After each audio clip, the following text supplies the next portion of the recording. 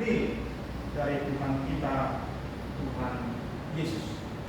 Saya selaku pendeta merasa sedih sebenarnya pada saat ini, karena besok kita akan melaksanakan Jumat Agung, dan untuk pertama kali kita tidak akan melaksanakan perjamuan kudus. Sebenarnya kita bisa melakukannya untuk yang terbatas, tetapi itu tidak kita lakukan karena gereja kita, bahkan seluruh gereja-gereja dalam naungan Persekutuan Gereja-Gereja di Indonesia mengatakan supaya perjamuan kudus itu ditunda setelah keadaan membaik. Dan tentu walaupun besok kita akan di sini juga beberapa orang dan melaksanakan ibadah ini ditayangkan melalui online, kita tidak akan melakukan perjamuan kudus supaya kita tidak melakukannya sendiri tanpa saudara-saudara kita yang beribadah di rumah. Kita mau melakukannya sesuai arahan gereja-gereja, melakukannya sesudah keadaan membaik.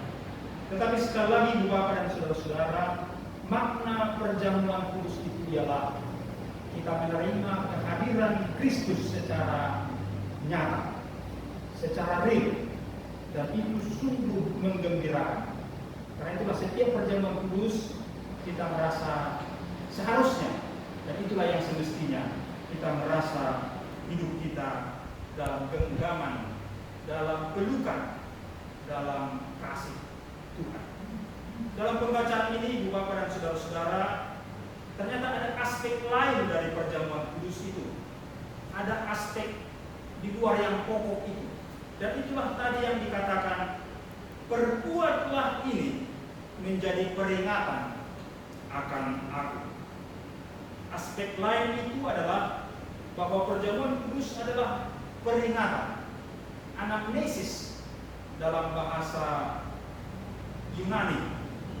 Anamnesis artinya mengingat, remembrance atau memorial, dan dalam Alkitab dikatakan peringatan. Aspek ini adalah juga aspek yang kita pahami sebagai aspek atau makna di dalam perjamuan kudus. Apa artinya? Sungguh sangat bermakna sesungguhnya arti dari anamnesis ini, remembrance ini, atau memorial ini, atau peringatan ini. Artinya ialah bahwa kita diingatkan Kristus telah melakukan perutusannya secara paripurna, secara lengkap, secara penuh, dan itulah penyelamatannya atas dunia ini. Kristus telah paripurna di dalam pelayanannya. Ia menjadi manusia, berinkarnasi, menjelma. Ia melayani. Kita ingat pengajaran Tuhan Yesus, aku datang bukan supaya dilayani, tetapi untuk melayani. Ini motto GKPI yang luhur mengikuti firman Tuhan. Melayani bukan untuk dilayani. Yesus telah melayani. Yesus yang hadir menjadi manusia, Immanuel, yang melayani. Apalagi yang lain? Yesus mengajar. Pengajarannya sungguh sangat luar biasa. Salah satu pengajaran yang disuka bahkan di luar kita yang Kristen adalah tentang khotbah di bukit. Mahatma Gandhi suka sekali dengan itu, tapi kecewa dengan orang-orang Kristen yang menolak dia masuk ke gereja untuk mendengarkan Yesus. Tapi tidak dia kecewa kepada Tuhan Yesus, karena Yesus mengajar bahkan kasihilah musuh. Itu sangat tinggi nilainya dan mengesan bagi banyak orang. Apalagi perutusan Tuhan yang dilakukannya secara penuh itu, yang kita ingat di dalam perjamuan kudus. Kita diminta mengingat itu. Lakukanlah, perbuatlah ini menjadi peringatan akan aku. Yang kita ingat juga adalah penderitaan. Dia taat sampai mati. Besok kita akan datang dalam ibadah, apakah di gereja atau di rumah, silahkanlah tetap menggunakan pakaian hitam, karena kita memang berduka sebab Yesus yang datang itu disalibkan, dipasilakkan oleh siapa? Oleh kita, oleh dosa kita, oleh orang-orang yang tidak menyambut kebaikan. Yesus menderita, tapi kita ketahui melalui merenungkan jalan salib, melalui merenungkan kisah sengsara, kita tahu Yesus menjadi model bagi kita dalam penderitaan, khususnya sekarang ini. Sebab Yesus sungguh sabar, sungguh taat. Ia mengatakan, ya Tuhan, kalau boleh biarlah cawan ini lalu daripadaku, tetapi bukan kehendakku, melainkan kehendak-Mu lah yang jadi. Ia adalah model kita di dalam penderitaan. Tentu ia juga adalah model kita, dan itu akan kita rayakan pada Paskah. Ia adalah Tuhan kita yang telah melaksanakan perutusannya secara penuh, dan yang oleh perjamuan kudus kita diingatkan, ia dalam kesetiaan itu telah dibangkitkan oleh Bapa, menang di dalam perutusannya ini. Itulah yang kita diminta menurut 1 Korintus ini, Ibu Bapak dan Saudara-saudara, untuk mengingat apa yang telah dilakukan Tuhan Yesus. Tadi saya mengatakan kalau yang pokok dalam perjamuan kudus ialah bahwa kita telah diselamatkan, Tuhan telah berkorban bagi kita, Tuhan telah menyelamatkan kita, tetapi juga ada aspek lain, yaitu peringatan, mengingat perbuatan Tuhan itu keseluruhannya, pengajarannya, pelayanannya, pengorbanannya, dan ketaatannya, tetapi juga kemenangannya. Jadi harus lengkap kita meneladani, mengikuti Tuhan kita, Tuhan Yesus. Itulah yang hadir dalam anamnesis, itulah yang hadir dalam peringatan. Kita mengingat seluruh hidup Tuhan Yesus yang singkat tapi penuh makna itu. Kita mengingatnya dalam perjamuan kudus. Inilah tubuhku yang diserahkan bagi kamu. Perbuatlah ini menjadi peringatan akan aku. Dan demikian dikatakan Tuhan Yesus juga untuk cawan itu.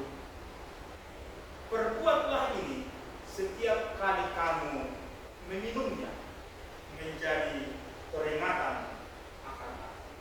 Mari kita mengingat pada saat-saat ini ketika kita khawatir.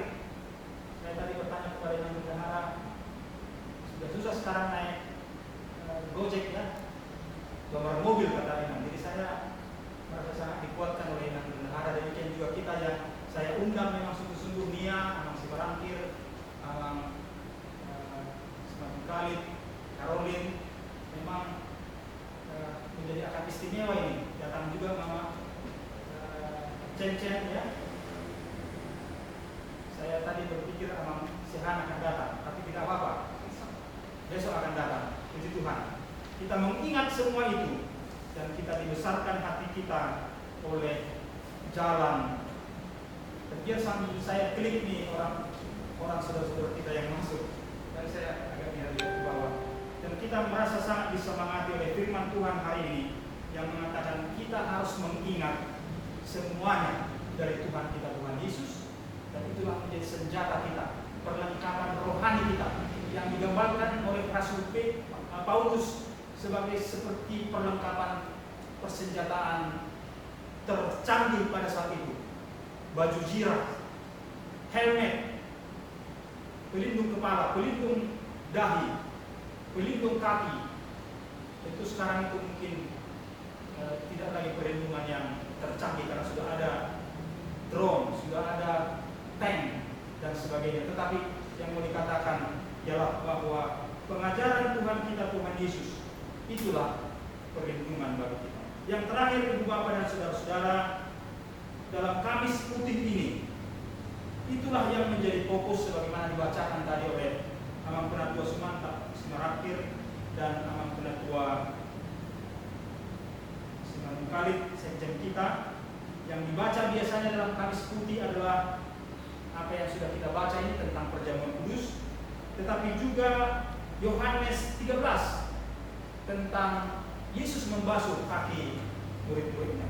Tidak bisa saya tampilkan di sini slide PowerPoint saya karena di-share kepada Caroline supaya bisa dilihat dekorasi yang indah ini yang disusun oleh Inang Pendeta. Dan biarlah itu tidak apa-apa dan kita tetap menikmati apa yang tersaji di sini. Tadi Mas Moran mengatakan kami akan berfoto di sini nanti karena settingnya cukup bagus ya, dan sudah berfoto dari sebagian. Dalam Kamis Putih itulah yang menjadi fokus Bapak Ibu dan saudara-saudara, perjamuan kasih, perjamuan kudus. Ini ada yang masuk lagi. Ada pembasuhan kaki, ada perjamuan malam, perjamuan kudus, dan juga ada pemberian perintah, yaitu dalam Yohanes 13, supaya murid-murid, supaya kita pengikut-pengikut Kristus mau melayani, mau membasuh kaki yang kita layani, yang berpengertian bahwa kita menjadi hamba, sedia menjadi hamba, sedia menjadi diaken, menjadi pelayan